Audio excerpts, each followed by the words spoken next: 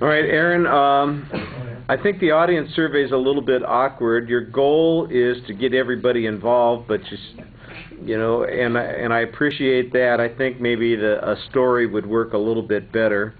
It sounds sort of like you're making a claim of fact about the difficulty of living in Southern California on your own. I'm not sure that anybody needs to be convinced of that, especially, like I said, the audience that you're talking to here. The structure is set up pretty well. I like the hypothetical that you make reference to at one point. I thought that illustrated your point pretty effectively. There's some good illustrations and some random bits and pieces of information. I think it needs to be put together a little bit more tightly. But I like the language in the speech.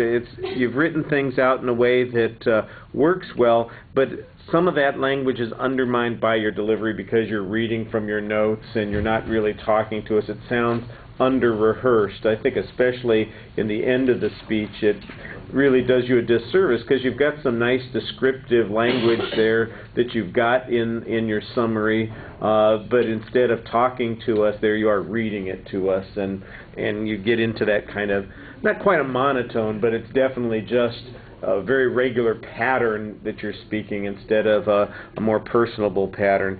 And I think at this point you really want to be getting away from that. You're doing way too much reading of the material.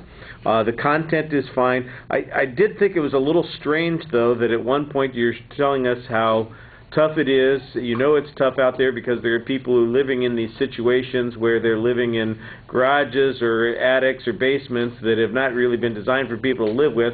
And one of your solutions to the problem is, hey, go live in a garage or a basement or an attic that's been converted here. That seems to me to be a little contradictory with what you're talking about. Yeah, just don't wire it yourself. I doubt, yeah, but how are you going to know who's wired it? You're renting a room from somebody, so I got a garage you can rent. Did you wire it? It's one of those things, it's a little awkward. All right, thanks.